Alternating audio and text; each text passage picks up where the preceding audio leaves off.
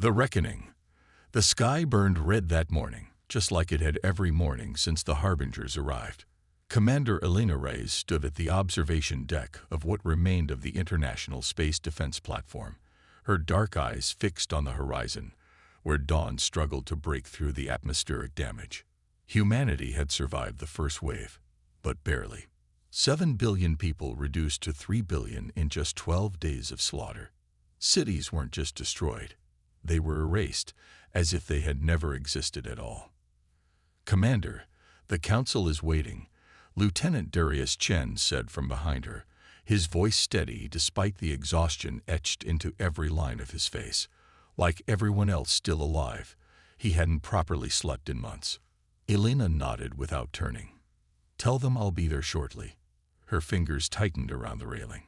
3 years since the Harbingers had retreated, 3 years of desperate preparation for their inevitable return. Intelligence suggested they would come back with forces unlike anything Earth had ever seen. The defense platform, codenamed Aegis, represented humanity's best chance. Built from the wreckage of their own ships and what they'd managed to salvage from destroyed Harbinger vessels, it was an amalgamation of two technological worlds. Human ingenuity paired with alien tech they barely understood. When Elena finally entered the council chamber, 12 grim faces turned toward her. Representatives from the United Earth Government, the scientific collective, and military high command sat around a circular table. Dr. Amara Okafor, head of Xenotechnology, stood as Elena approached. "We've decoded the signal," Amara said without preamble. She activated the holographic display in the center of the table. Complex patterns of light flashed and interwove, forming shapes that hurt the eyes if you looked too long. "It's a countdown. They'll be here in 36 hours. The room fell silent. 36 hours until the end began again. General Wei, representing China and most of what remained of East Asia, spoke first. "Is Project Prometheus operational?" Elena nodded. "Final calibrations are being completed now. The weapon will be ready." "A weapon we don't fully understand," Dr. Rajesh Kumar reminded them. As the leading physicist on the reverse engineering team, his concerns carried weight. "We're harnessing energies that could tear apart the fabric of space-time itself." "We don't have a choice," Elena said, her voice cutting through the room like a blade. "The Harbingers are coming back to finish what they started." Conventional weapons barely scratched their smallest scouts. "Prometheus is all we have." The room knew she was right. The Harbingers had treated Earth's most advanced weaponry like a child's toys during the first invasion.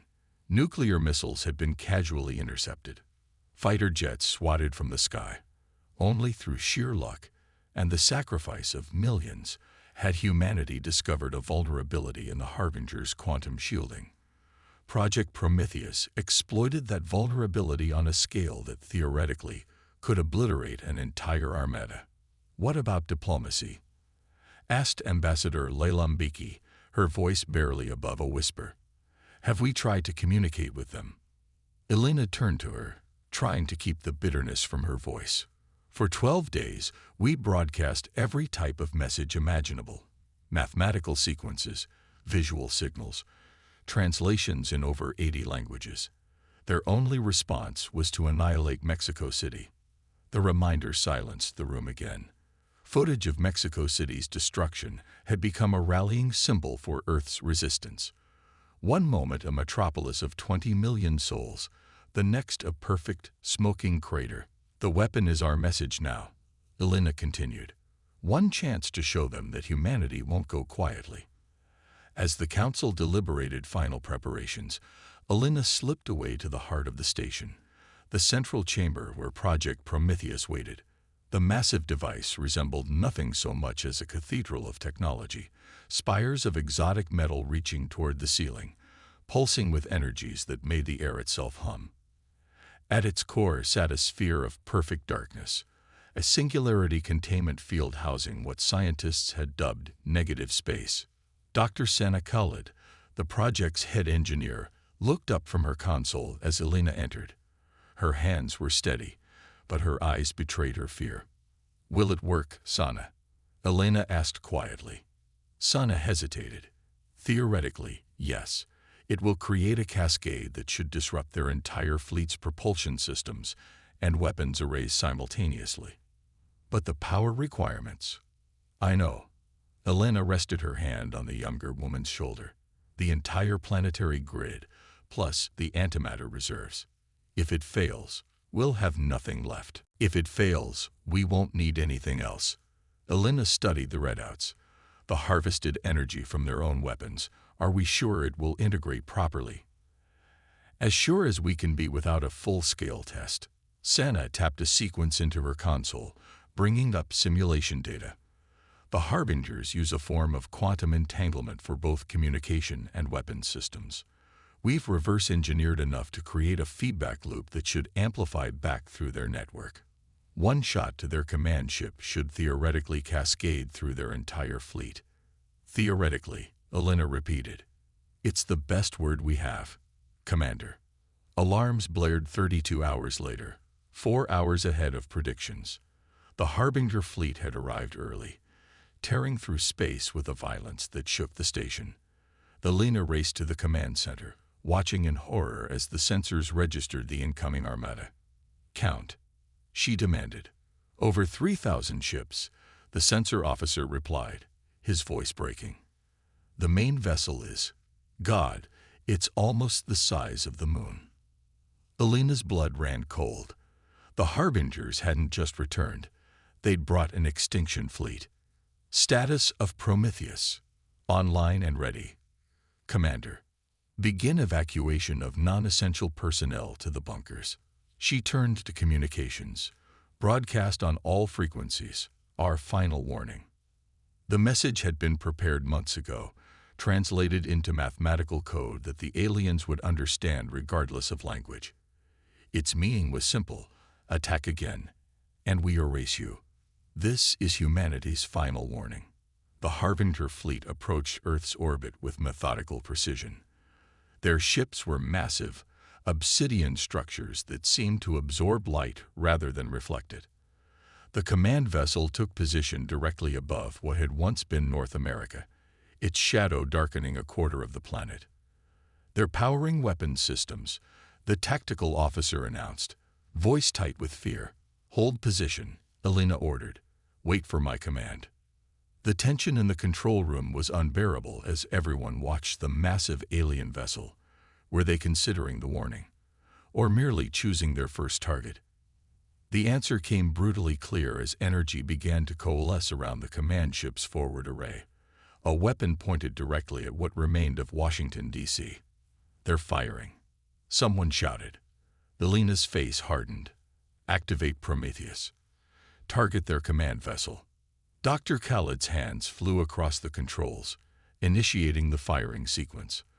The station hummed, power draining from every system as it channeled into the weapon's core. Around the world, power grids dimmed as energy was siphoned to feed the hungry maw of humanity's last hope. Firing in 3, 2, 1. A beam of impossible brightness lanced from the station toward the Harbinger command ship. For a moment, nothing happened, just a pinpoint of light against the vast darkness of the alien vessel. Then, reality itself seemed to fracture. The beam connected with the command ship at the exact moment it fired its weapon. The energies collided, creating a feedback loop that rippled visibly through space. The Harbinger vessel convulsed, dark energy cascading across its surface. The effect spread like a virus, jumping from ship to ship throughout their formation. It's working, Dr. Khaled whispered in disbelief. The Harbinger fleet hung motionless in space, caught in the quantum disruption. Their weapons died. Their engines failed. For one terrible, breathless moment, the armada of 3,000 ships simply existed in silent suspension.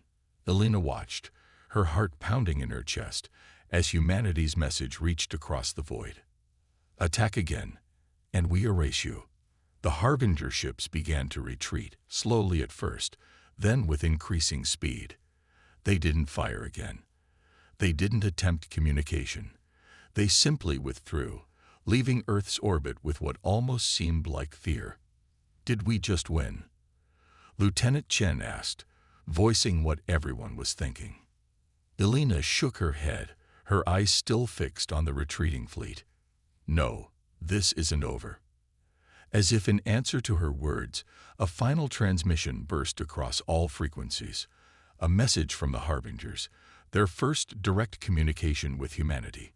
We acknowledge your weapon. We will return. And next time, your Prometheus will burn with you. Elena looked out at the stars where the alien fleet had vanished and felt a chill run down her spine. This wasn't victory. This was merely a reprieve. The real battle was just beginning. The response. 6 months passed in a blur of feverish preparation. The Harbinger threat loomed over humanity like a guillotine blade, ready to fall at any moment. Earth had changed in ways both visible and invisible. Cities fortified beneath energy shields, civilians trained in combat, children raised to watch the skies with wary eyes. But beneath the militarization lay something unexpected. Hope. Humanity had faced extinction and survived. They had made the Harbingers retreat. Commander Elena Reyes stood in the upgraded command center of Aegis Station, studying holographic projections of the defense grid now encircling Earth. After the Harbingers' retreat, the United Earth government had poured every available resource into expanding Project Prometheus, from a single weapon into a planetary shield network. The outer ring is operational, reported Dr. Khalid, now Chief Engineer of Earth Defense. The months of work had aged her. Silver threaded through her black hair, and permanent lines had etched themselves around her eyes. 15 Prometheus nodes positioned at strategic points in high orbit. Elena nodded, tracing the projection with her finger. And the inner defense matrix, 80% complete. We've had power fluctuation issues at the Antarctic station, but Dr. Kumar believes he's found a solution. A solution. It seemed such a small, inadequate word for what they were attempting. The Prometheus technology had been expanded, refined, and distributed globally, but it remained fundamentally mysterious. They were harnessing forces that existed at the boundaries of physics, wielding a weapon they barely understood against an enemy whose technological advancement made humanity seem like cave dwellers in comparison. Commander, Lieutenant Chen's voice cut through her thoughts. We're receiving a signal from deep space monitoring. Elena's heart tightened. The Harbingers. No, ma'am. It's something else. Something's coming through the Kuiper belt at tremendous speed, but the signature doesn't match Harbinger tech. Before Elena could respond, the station's AI announced, "Attention all personnel. Unknown object approaching Earth orbit. Defense protocols activated." The command center erupted into controlled chaos as officers rushed to their stations. Elena moved to the central display, watching as sensors tracked the incoming object. It was small, too small to be a warship, and moving in an erratic pattern that suggested either damage or deliberate evasion. "Get me visual," she ordered. The main screen flickered, showing a telescopic image of the object. It was roughly cylindrical, covered in what appeared to be crystalline structures that shimmered even in the weak sunlight of the outer solar system. "It's a probe," Dr. Khalid said, stepping beside Elena, "but not Harbinger design." As they watched, the object adjusted its trajectory, clearly aiming directly for Earth. "Should we intercept?" Lieutenant Chen asked, his hand hovering over the defense controls. Elena hesitated. "Hold fire. Let's see what it does." The probe entered Earth orbit 12 minutes later, taking position directly above Aegis Station. For several tense moments, it simply hung there, its crystalline surface pulsing with internal light. Then it broadcast a message, not in words or mathematical code, but in pure sensory data that somehow translated directly into understanding. It bypassed the normal pathways of communication, speaking directly to the mind. "We are the collective. We watch. We have seen the Harbinger's aggression and your defense. We have seen similar patterns across 17 sectors. Worlds burn. Species die. The Harbingers consume and move on." The message paused, as if giving them time to absorb this terrible confirmation. Your weapon interests us. The Harbingers fear it. They gather now, building a force unlike any they have deployed before. They will not retreat again. They will obliterate your world rather than risk the spread of your technology. They're coming back, Elena whispered. Yes. Soon. With everything they possess. Why are you telling us this? Elena asked aloud, not knowing if the entity could hear or understand. The probe pulsed brighter. Balance must be maintained. The Harbingers have grown too powerful, too hungry. You are the first to make them fear in 10,000 cycles.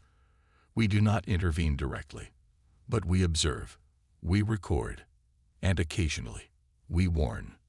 The probe's final message came with a flood of data, technical specifications, coordinates, tactical information about the Harbinger fleet's movements and capabilities. Use this wisely. Your Prometheus is powerful but flawed. The solution lies in resonance, not destruction. We will be watching. With that, the probe disintegrated, dissolving into particles that scattered into Earth's upper atmosphere in a brief, beautiful display of light. The data it left behind proved invaluable.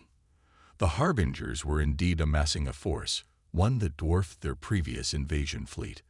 They had abandoned subtlety for overwhelming power, gathering ships from across their vast territory for a single, annihilating strike against Earth. They're 3 weeks out, Dr. Kumar announced to the Emergency Council meeting. The probe's intelligence was accurate to the kilometer. Can we trust this? Collective. General Wei asked, his weathered face grave. We don't have much choice, Elena replied. But more importantly, their technical data about Prometheus makes sense. We've been using it as a weapon, but its true potential is as a resonance field generator. Dr. Khalid brought up a simulation on the main display. According to the collective's data, if we recalibrate the Prometheus network to create a specific quantum frequency, we can essentially make Earth untouchable. Not by creating a shield, but by shifting our planet slightly out of phase with the Harbinger's weapons technology. Out of phase. Ambassador Mbeki looked confused.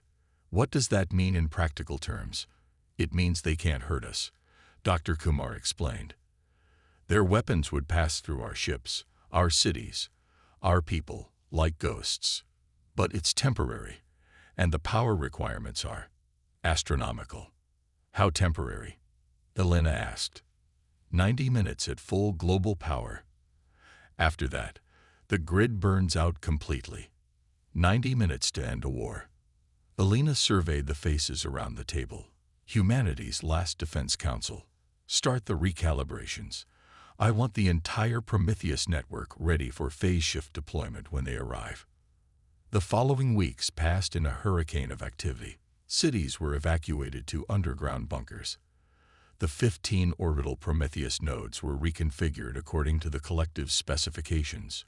Global power infrastructure was reinforced and expanded, drawing energy from every conceivable source: hydroelectric, nuclear, solar, geothermal, all to feed the hungry maw of what might be humanity's last stand.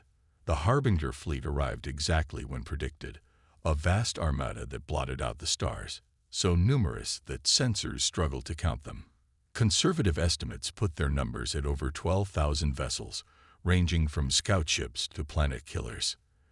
They're taking position, Lieutenant Chen reported from his station. The command center of Aegis was deadly quiet as everyone watched the tactical display. Surrounding Earth in a spherical formation. No gaps. Elena nodded grimly. They learned from last time. They're not giving us a clean shot at their command ship. Energy buildup detected across multiple vessels, another officer called out. They're charging weapons. Elena took a deep breath. This was it, humanity's final stand. Broadcast on all channels, one last time. This is Earth Defense Command to the Harbinger fleet. Withdraw immediately or face total annihilation. This is your only warning. The response came seconds later, not in words, but in action. 1,000 Harbinger vessels fired simultaneously, sending energy beams converging toward Earth from all directions. Activate Prometheus.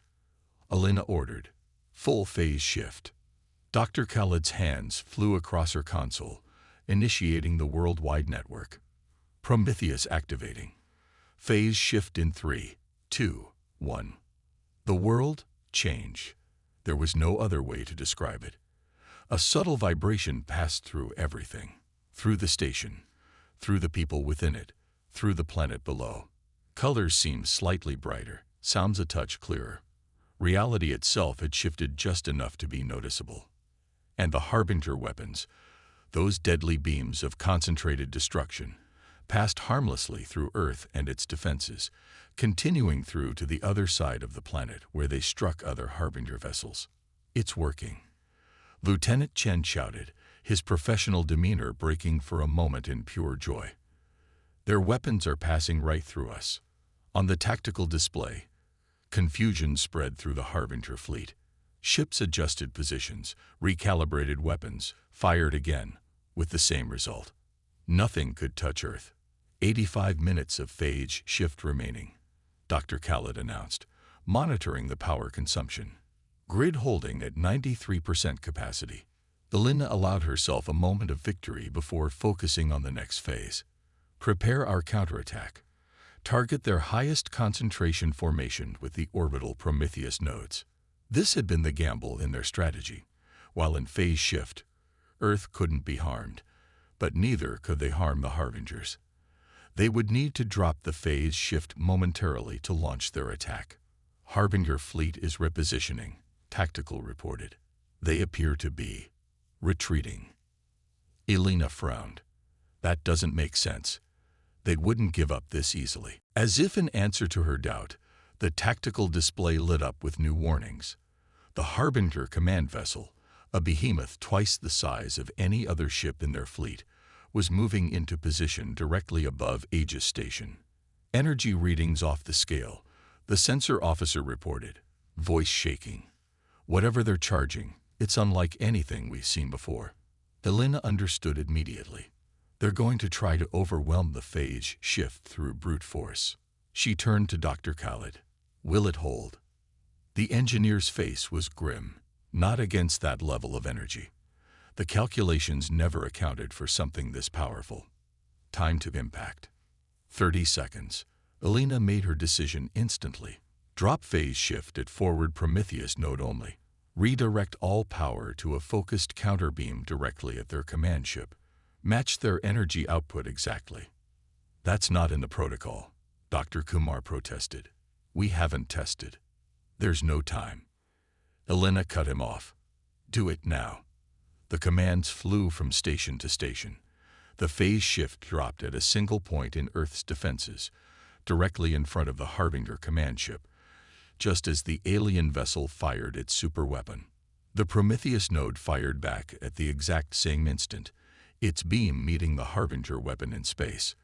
The collision of energies created a visual phenomenon beyond description, a tear in the fabric of reality itself, a wound in space-time that pulsed with colors that had no names. What's happening? Elena demanded, shielding her eyes from the impossible light flooding the command center. Dr. Khaled stared at her readings in disbelief. Resonance cascade. The energies are harmonizing, growing exponentially. This is beyond anything the simulations predicted. The tear in space expanded, engulfing the Harbinger command ship entirely. For a moment, the massive vessel seemed to exist in multiple states simultaneously, there and not there, solid and ethereal. Then, with a silent flash that nonetheless seemed to echo in the minds of everyone watching, it vanished. Not destroyed, not damaged, simply gone, as if it had never existed. The effect rippled outward, jumping from ship to ship throughout the Harbinger fleet. Vessels disappeared by the hundreds, then thousands, erased from reality itself. The resonance is spreading through their quantum communication network, Dr. Kumar whispered in awe. Just like our original Prometheus effect, but magnified beyond comprehension. Within minutes, the entire Harbinger fleet had vanished. Space around Earth was empty save for the defense platforms and a scattering of orbital debris. Silence fell over the command center. No one moved. No one spoke. The magnitude of what they had just witnessed, what they had just done, was too vast to comprehend immediately. Finally, Elena found her voice. Status report. All Harbinger vessels. Gone. Tactical responded, still sounding stunned. No signs of destruction or retreat. They're just absent. The phase shift. Still active for another 47 minutes, Dr. Khaled replied. Power grid holding steady. Elena moved to the observation window, looking out at the stars. What did we do to them? Dr. Kumar joined her, his expression a mixture of awe and horror. Based on these readings, I believe we created a quantum displacement effect. We didn't destroy them. We shifted them into another reality altogether. Is it permanent? Unknown. But the energy required to reverse such a massive displacement would be incalculable. As the implications sank in, a new signal appeared. Another message from the collective probe, or perhaps a second one that had been watching from a distance. The balance is restored. The Harbingers are contained. They exist still, but elsewhere, where they can harm no one. You have exceeded expectations, humans. The galaxy will remember this day. Elena stared at the message for a long moment before responding. Tell the galaxy that Earth stands ready. If the Harbingers return, if any threat comes to our world, they will receive the same message we gave today. Attack again, and we erase you. The probe's response was simple. Message received. The stars are watching humanity. They will be listening for your voice among them soon.